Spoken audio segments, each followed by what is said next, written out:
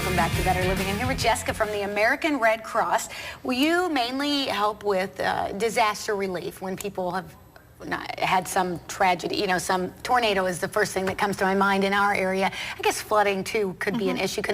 But this is a time of year where we're kind of preparing for some of those things. So what can we do to make sure we are prepared in case disaster would strike? Well, there's a couple things. So we recently launched a program called Project Prepare, and our goal for that program is to educate 100,000 people by July 1st of 2016 with disaster preparedness education. So many of the things that we've been going out in the community doing are teaching people how to put together disaster preparedness kits. Just, I believe last weekend or the weekend before, we were at the mall and we were having people put together first aid kits. They actually could go through, put together a first aid kit and take it home. Two of the big things that we really want to impress upon people, because there's been so many fires this past winter, is the whole preparedness with having smoke alarms in your home. So we're starting a program called Home Fires Preparedness Campaign, and we will be working with the local fire departments, and what we will be doing is going around and canvassing neighborhoods that are most vulnerable population that may need assistance, and going door to door to those homes.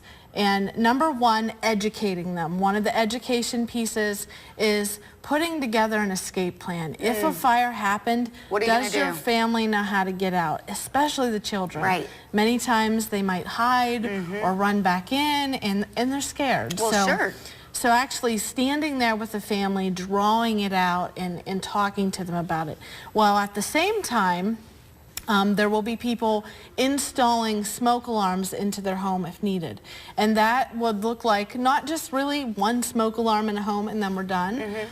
It will most likely look like one per bedroom and then one per level on the home. So you could put 6 to 8 in one home, depending on how large the home is. So we're gearing up with the fire departments to do that. We have many children's programs where they're teaching the children disaster preparedness tips. One of them is called the Pillowcase Project, and it's the hit because it's through Disney. And basically we'll take in a pillowcase that Disney has designed. It has the characters on it. And the instructor will bring fabric markers, and they color on it, and they, draw on what they think is important. And they'll have a booklet they go through with the instructor, but then we'll give them some key items to put in that to start a disaster kit. So that pillowcase will be a disaster kit. And a lot of, we've been getting some calls back from parents calling in and saying, oh, thank you. My daughter came home and she was so excited. She sat the family down on the couch and started saying, Mom, this is what was in this disaster kit. This is what should go in there. And it's really prompting the parents. That's awesome. To think about it too. Because I think sometimes as parents, we don't address those things with kids because we don't want to scare them. But probably what scares them is the unknown. Them not knowing what would happen if there were a fire or... On first aid kits, I've always had one in the back of my car because my kids play sports, and you just know you're going to need it. How often do I need to check on the things in that first aid kit? Are there things that expire? There may be a couple things that expire, but what we tell people, and it's the same thing, this is what my family and I have been going through. Like once a year, we'll go through those supplies. Checking the batteries in the smoke alarms, if they're removable batteries. Checking the disaster kit, because in a disaster kit too, you could put food and water in there, and that stuff expires, so recycling that through. And the same thing with a first aid kit.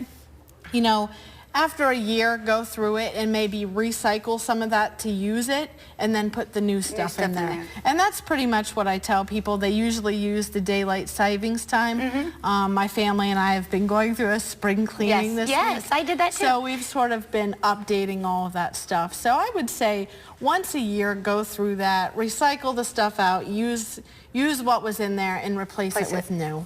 Yeah. Here's one thing, I don't know if people need this. You hear people talking about it, especially this time of year, as you know, we're prone to thunderstorms and times when power would go out. Do we need generators?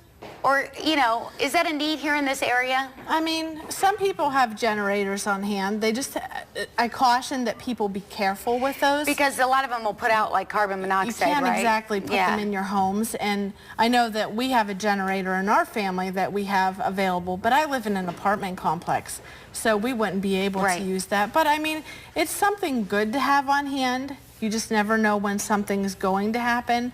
But you talk about the power outage, you know, more than a generator, make sure people have flashlights that are working. People don't always have flashlights. No, when you think, oh, I can use my phone, but if you use the flashlight on your phone, you're going to lose the battery really quick. But another thing to have is a weather radio. A lot of people don't have weather radios, and you can pick them up anywhere. You can pick them up at Anderson's, Walmart, any of those places you can get them. That's definitely a good thing to be able to tune in that it's battery operated. Yep, that's a great thing. Okay, so if we want more information about what we need in disaster kits, or in emergency kits, or first aid, all that, your website, is that a good place to go? I gave them the phone number. Yes. But the Red Cross, redcross.org, and then it will lead you to your specific area that you live in. You put in your zip code. Okay. But also, anytime we would love if people call in. I have, you know, our disaster volunteers that work with me, we have had people call in recently just saying, hey, could I talk to you more about what to do in a disaster? They're talking to them. We have materials that we can give them that give them tips and checklists. But also, if there's groups and agencies out there that you'd be glad to come, that need presentations, we would love to be able to come in, and it's free of charge too. Let them come in. They're the experts. They can help you out. Give the American Red Cross a call today so that you're ready for if disaster strikes. We'll be right back.